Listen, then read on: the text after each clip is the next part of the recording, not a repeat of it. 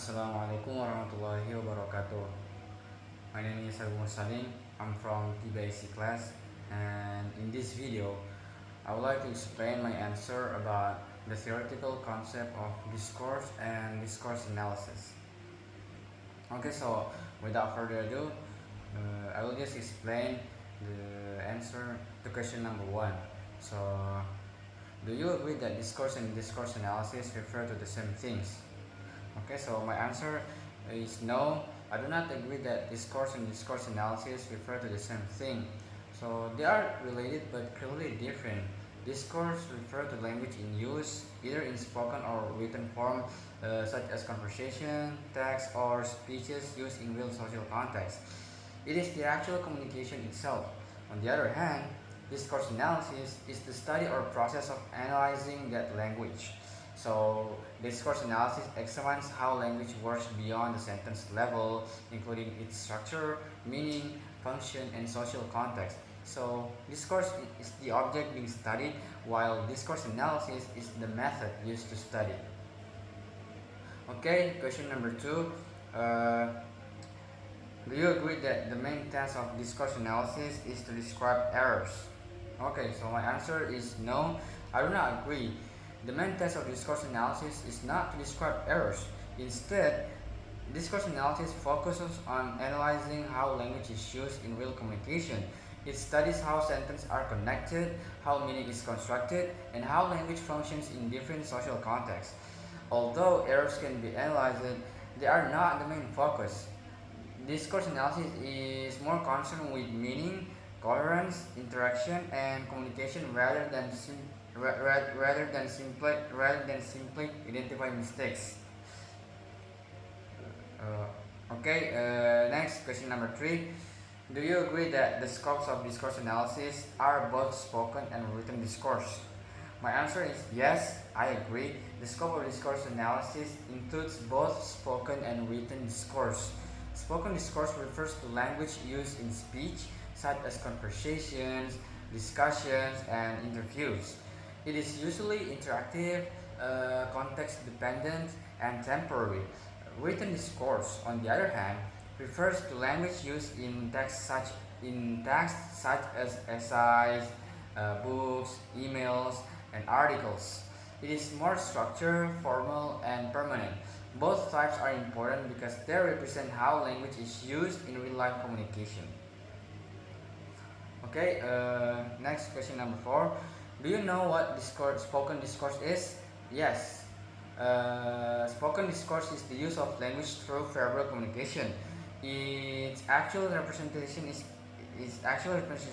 speaking, and it involves producing sounds, words, phrases, and sentences to convey meaning. Spoken discourse is usually interactive and depends on context and also participant and purpose. It also involves elements like intonation, rhythm, and turn taking. In social interaction, speaking is not only about grammar but also about knowing when, why, and how to say something appropriately. Okay, next question number five. Do you agree that interactional speaking is one of discourse analysis scopes in spoken discourse? Yes, I agree. Interactional speaking is one of the important scopes of discourse analysis in spoken discourse. It refers to conversations that aim to maintain social relationships rather than exchange important information. For example, greetings, small talk, or casual chatting. And in this style of speaking, participants focus on being friendly and creating a comfortable interaction. And discourse analysis studies how these interactions happen, including turn taking, topic changes, and the use of expressions like really or oh, I see. Okay, next question. Do you agree that casual conversations and classroom conversations are different? Yes, I strongly agree. Casual conversations and classroom conversations are different in many ways. So, classroom conversations are structured, teacher-centered, and usually follow a pattern like initiation, like a response, and feedbacks.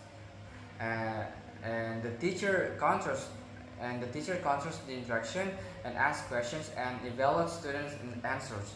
For example, teacher asks, "What is this?" and students answer, "A book," and teacher responds, "Good." But on the other hand, casual conversations are natural, flexible, and occur in real life situations. People freely choose topics, interrupt each other, and use informal language. For example, "Hey, how are you?" And then the other people say, "I'm good. What about you?"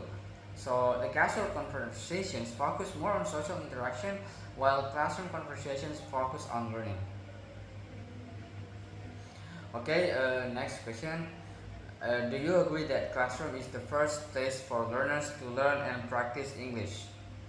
Yes, I agree. The classroom is generally the first place where learners are introduced to English. So it has a special style of communication because it is limited by time, space, and learning objectives. Uh, Teachers usually simplify their language, control the interaction, and evaluate students' responses.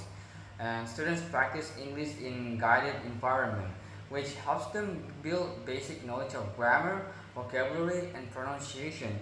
Although it is not a real life situation, because the classroom plays an important role as a foundation before students use English in real communication. Okay, last question. Do you agree that conducting discourse analysis for classroom conversations is important? Yes, I agree. Conducting discourse analysis for classroom conversations is very important because the first is it helps identify the structure of classroom interaction, such as ERF patterns. And the second, it helps students understand how communication works in learning situations. And the third, it allows teachers to evaluate and improve their teaching methods. And discourse analysis also focuses on aspects like turn taking, speech acts, and interaction patterns.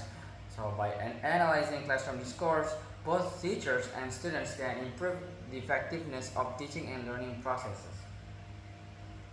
Okay, maybe that's all for my answer. Thank you very much for your attention. Assalamualaikum warahmatullahi wabarakatuh.